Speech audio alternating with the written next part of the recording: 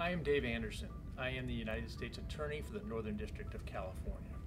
The Northern District of California encompasses 15 counties in Northern California. It is the responsibility of the United States Attorney's Office to enforce federal law within these 15 counties. I am joined today by Craig Fair, Deputy Special Agent in charge of the FBI San Francisco Division, and Assistant Chief Mike Redman of the San Francisco Police Department. We are here today to announce charges in a gang murder case with a minor victim in San Francisco. These charges were unsealed earlier today here in federal court in San Francisco. I will announce the charges and then ask Craig and Mike to make comments also. The defendant is Fernando Madrigal, age 22, of San Francisco. We allege that shortly after midnight on July 8, 2019, Madrigal committed murder in aid of racketeering with malice aforethought. The charge against Madrigal is eligible for the federal death penalty. The charged murder took place on the sidewalk of 24th Street in the Mission District of San Francisco, approximately 1 block away from the 24th Street BART station. The murder victim was an African-American teenager who police identified by recovering his school identification card from his pocket as he expired. The murder victim was 15 years old. I want to emphasize that the allegations of a criminal complaint are just that, allegations. The allegations of a complaint are not evidence. Under our Constitution and laws, Madrigal enjoys the presumption of innocence, as do we all, unless or until every element of the charged offense is proved beyond any reasonable doubt. We allege that Madrigal is a member of a street gang known as San Francisco Mission District Nortenos. The Nortenos claim control over the area around 24th Street in the Mission District where the killing occurred. We allege that shortly after the killing, Madrigal and his fellow gang members then drove several blocks away to the Bernal Dwellings Apartments in an area claimed by the rival Army Street gang and fired a gunshot. There, they encountered SFPD officers whom they led on a high-speed car chase down Cesar Chavez Street, running red lights at speeds of up to 120 miles an hour. Madrigal and his compatriots then turned onto highways 101 and then 280 before eventually escaping from pursuing officers. The complaint alleges that this killing arises out of a turf war between the Nortenos and rival gangs, including the Army Street Gang, for control over various parts of the Mission District. The complaint alleges that the murder victim was not a part of this gang war, but an innocent bystander whom Madrigal erroneously identified as a rival gang member. Today's charges are the result of the combined efforts of the FBI's Violent Crimes Task Force, the San Francisco Police Department's Gang Task Force, and the prosecutors known as AUSAs working in my office's Organized Crime Strike Force. The combined team investigating this case pieced together footage from video surveillance cameras, Madrigal's social media accounts, forensic evidence, and cell phone location data. Today's charges demonstrate the power of effective cooperation between federal and local law enforcement. We are all safer when we work together. It is worth noting that in the case we are announcing today, neither the defendant nor the victim have been identified as foreign nationals, with no concerns for immigration consequences for any of the persons involved. There was no hesitation to share information or to coordinate efforts. This could and should be true for all cases. We should continue to strive for seamless cooperation of law enforcement, regardless of whether someone at some point down the road might suffer immigration consequences. I want to say a few words about the scene of the charged crime. The Mission District should not be defined by gang tags and violent confrontations as alleged in the complaint. The Mission District is a wonderful neighborhood, a diverse neighborhood, a neighborhood of children and young families and the elderly. The Mission District deserves safety and security just as much as other neighborhoods in San Francisco. today's charges reflect the value of professional law enforcement in all our neighborhoods. I want to close by expressing my deepest gratitude to the FBI and SFPD for their good work, and by asking Craig and Mike to come make some comments about today's charging announcement. Thank you.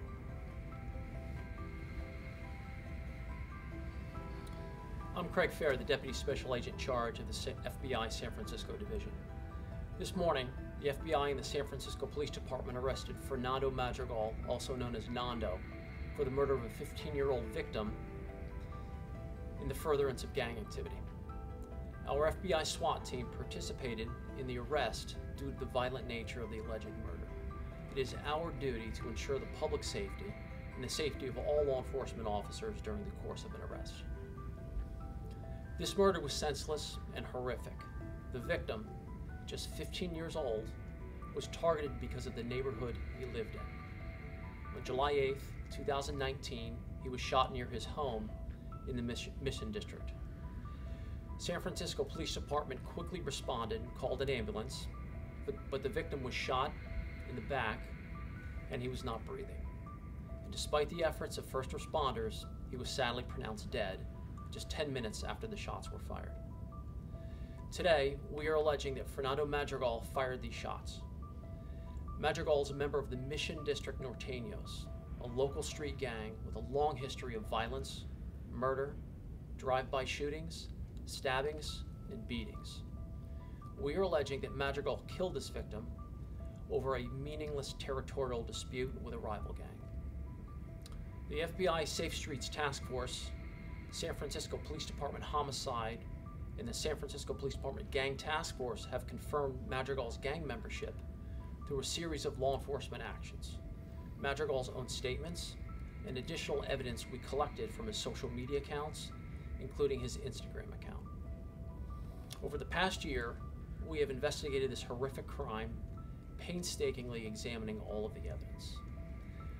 I want to thank the employees of the FBI, the San Francisco Police Department, and the U.S. Attorney's Office for working tirelessly and carefully to find justice for this victim's family. The FBI and the San Francisco Police Department are highly effective partners, dedicated to keeping the city of San Francisco safe. We work hand in hand to arrest violent offenders. We will continue to investigate street violence that's targeting the children of our city and disproportionately communities of color and people who are struggling to get by. The FBI's Safe Streets Task Force investigates, pursues, and dismantles violent gangs and criminal organizations that terrorize our streets. We target gang leadership and the most violent offenders in these gangs so that we can make our streets safer. No one should be afraid to walk in their own neighborhood, and no one deserves to lose their son or daughter to gang violence. This level of violence is unacceptable. This case is ongoing, and our pursuit of violent gangs always continues. If you have any information on violent gang activity, please contact the FBI through tips.fbi.gov or by calling 415-553-7400. All tips can remain anonymous. Thank you.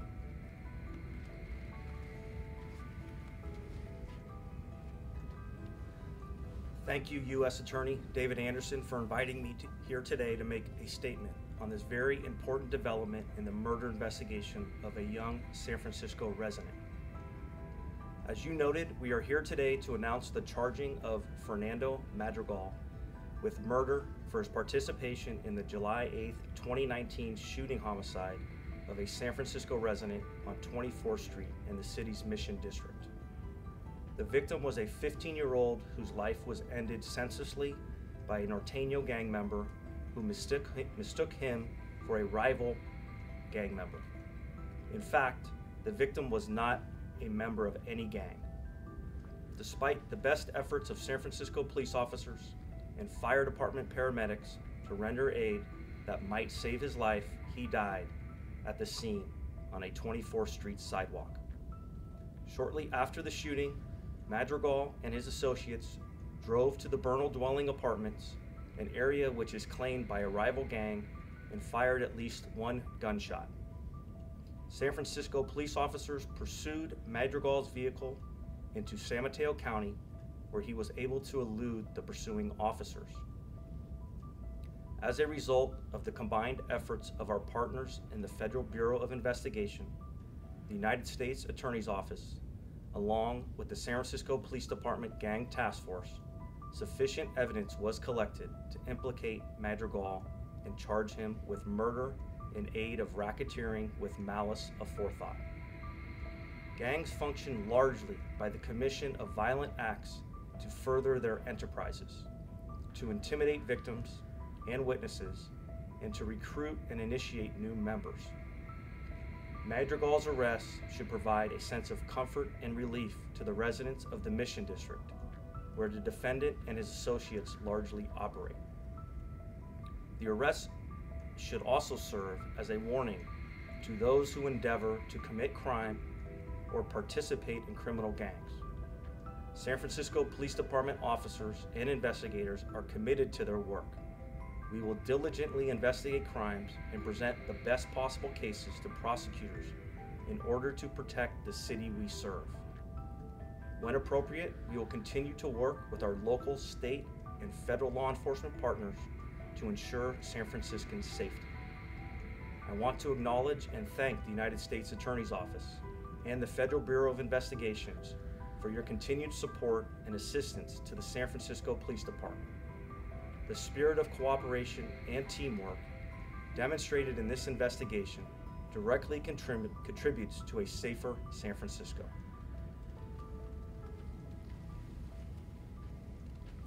Thank you, Mike. Thank you, Craig. Thank you for joining us.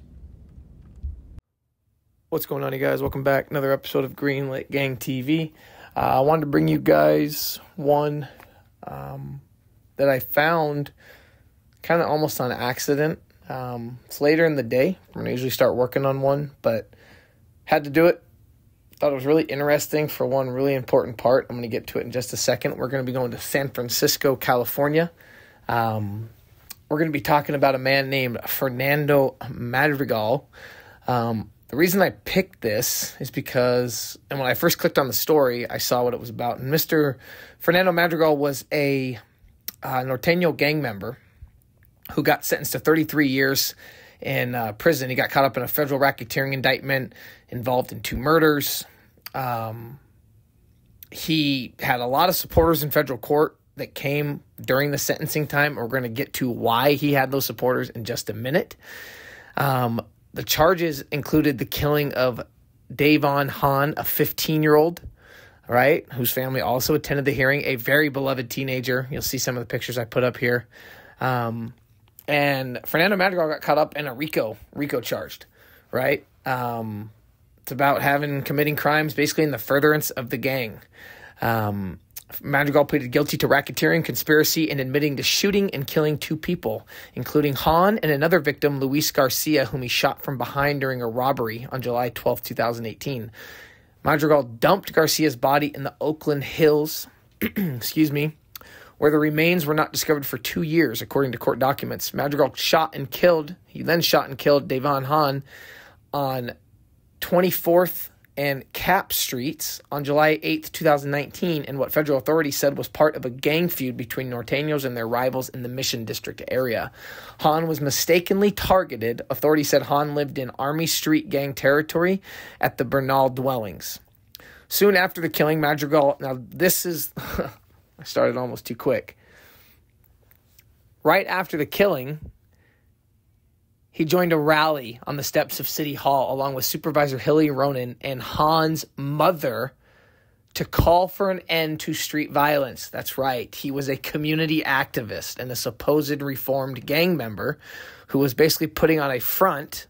That's why I have pictures of him with his hair slicked back, looking good in front of a mic, who said he renounced violence and the gang life, even embraced Hahn's mother at the event. So he killed Hahn's mother's son, goes to an event at City Hall where he proclaims to be putting an end to violence, and hugs his murder victim's mother on the steps of City Hall.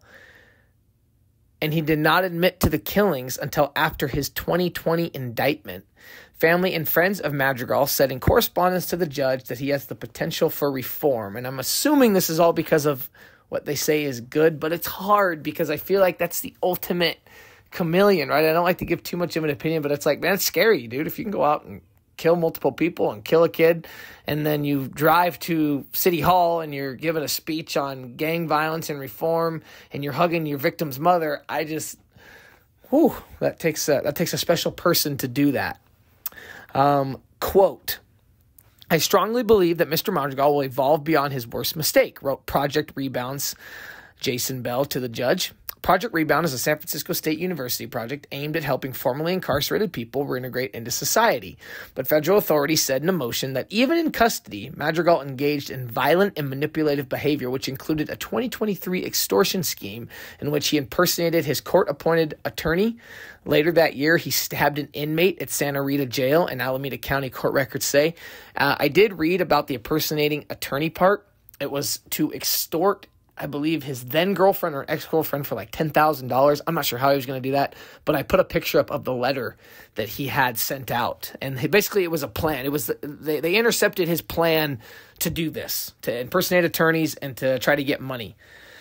These recent criminal acts belie any claim that Madrigal is genuinely committed to her rehabilitation, wrote federal prosecutors. Madrigal was indicted in 2020 by the U.S. Attorney's Office for allegedly murdering Han and Garcia and shooting a third victim who survived.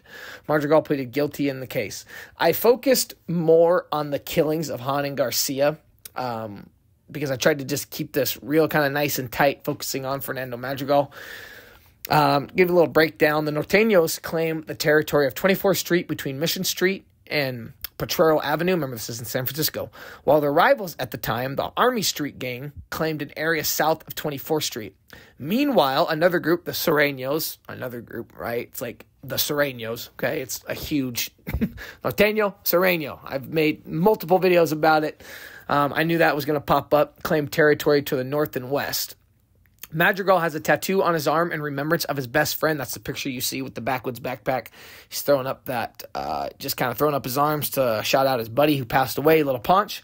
An unidentified juvenile and suspected Norteno who was shot and killed in 2015. Little Ponch is also believed to have been involved in the 2014 homicide of a 14-year-old named Rashawn Williams. Two things. These guys are extremely violent. And man, people are dying young. The gang violence is crazy. People are dying very, very young. And yeah, it's active. It's really, really going down out there. I'm also amazed at the time it takes for justice to turn. Even though I do all these stories and I see how long it takes to wind through the court system, I'm never not surprised. I see the first killing happened in 2018. He dumps the body, gets indicted in 2020. He's sentenced in 2023. It's just like, man, that stuff takes a long time. So anyway, people were like, to these activists, these community activists that had these programs, right? Like this rebound program, say the other programs. They were like, did you guys not know this kid was active in the streets and was out doing things? Did nobody give you a heads up? One of the people publicly apologized to Han's mother for aiding Madrigal without having knowledge of his street gang activities. Quote, in an awful twist of events, the man who later admitting to killing Davon was someone I had previously tried to help.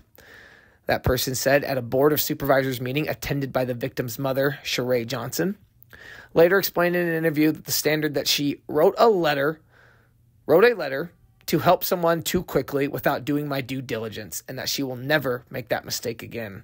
This is obviously a community activist leader, someone who runs a program, probably Madrigal worked for, and they're mad at his sentencing, and it's like this guy's putting in some work, man. Even when he's locked up, he's doing things.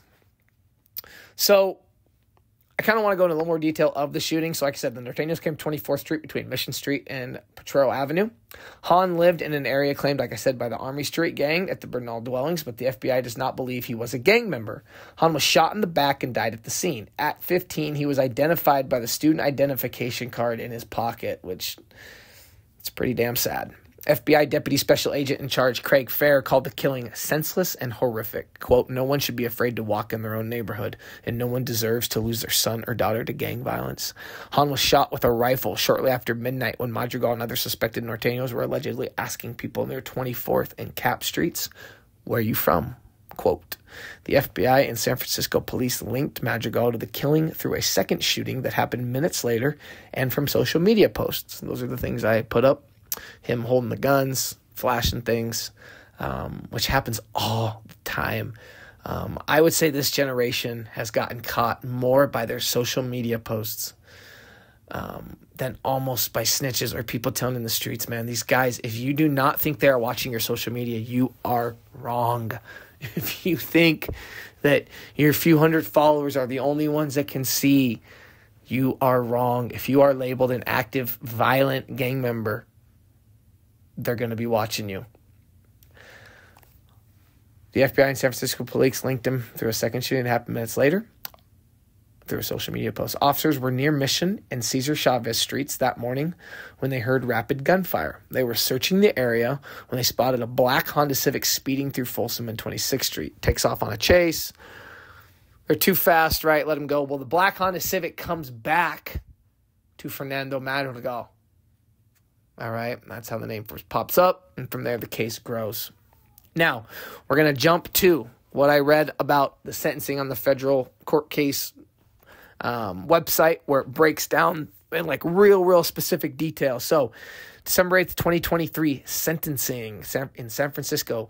3 San Francisco Mission District Norteno gang members who were murdered or who murdered and attempted to murder. Now, get this.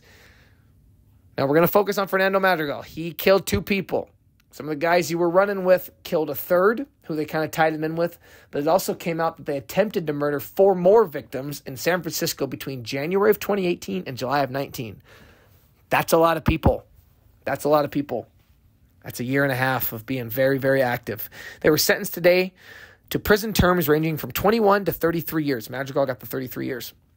Following their convictions on racketeering conspiracy charges, announced First Assistant United States Attorney Patrick D. Robbins and Federal Bureau of Investigation Special Agent in Charge Robert K. Tripp, the sentences were handed down by the Honorary William Orrick, Senior United States District Court Judge. Fernando Madrigal, who our guy's nickname was Nando, 25 years old, Alvaro Reyna Cordero, a.k.a. G-Boy, and 26-year-old Oscar Guardon Diaz, a.k.a. Cuddy, 24 years old, all of San Francisco, each pleaded guilty in February 2023 to 1 count of racketeering conspiracy in violation of 18 U.S.C. 1962 in connection with their roles in the murders and attempted murder of 4 victims, including a 15-year-old innocent bystander who was mistaken for a rival gang member. Hence, that's Man. Okay. In the plea agreement, Madrigal, who was sentenced today to, like I said, he got 33 years. All right. So when you guys hear him talk about the 15-year-old, that's Davon Hahn. Right. Remember, he also killed Luis Garcia. Don't want you guys to forget anything, because the one they really focus on, right, in the media is the 15-year-old that gets killed. The good student, the person that's loved. I don't want you to forget about that. Luis Garcia was also murdered by Fernando Madrigal. In his plea agreement, Madrigal, who was sentenced today to 33 years in prison, admitted that on July 12, 2018, he lured a victim to a parking lot near Candlestick Park in San Francisco on the pretense of purchasing marijuana from the victim. In fact, however, Madrigal admitted that he planned to rob the victim and that he and an accomplice were both armed when they arrived at the parking lot near Candlestick Park, where they met the victim around 6:20 p.m. Madrigal admitted he shot and killed the victim, disposed of the victim's cell phone on or near the San Mateo Bridge, and dumped the victim's body in Oakland Hills, where it was found more than a year later. That was intense, reading that. That is really gives you an idea of some of these guys and the stuff that they're doing to these guys. Madrigal also admitted that on July 8th, 2019, he was in the Mission District in San Francisco when he used an AR-style firearm to shoot and kill a 15-year-old boy who Madrigal mistakenly believed was a member of a rival gang. Madrigal admitted he committed these 2 murders in part to earn respect from other Norteños and to enhance his status in the gang. Finally, Madrigal admitted that he regularly traveled between California and Iowa to engage in drug trafficking, that he possessed 2 firearms, dozens of bullets, and nearly $7,000 in cash when he was arrested on August 14th, 2020.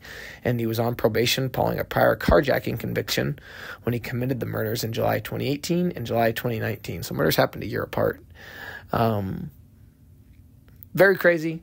I did ultimately pick this story because he was a community activist. I thought that was so interesting when I read the part about doing the killing and then going to the steps of City Hall where his victim's mom was. I had to do it. So there you guys have it. Kind of a shorter video, a quicker video for you guys tonight. Hope you enjoy it. I'm really, really locked in, you guys. I'm really trying to get these out to you guys. I love doing this. I think this stuff is so interesting. So, appreciate you watching it. Until next time, peace.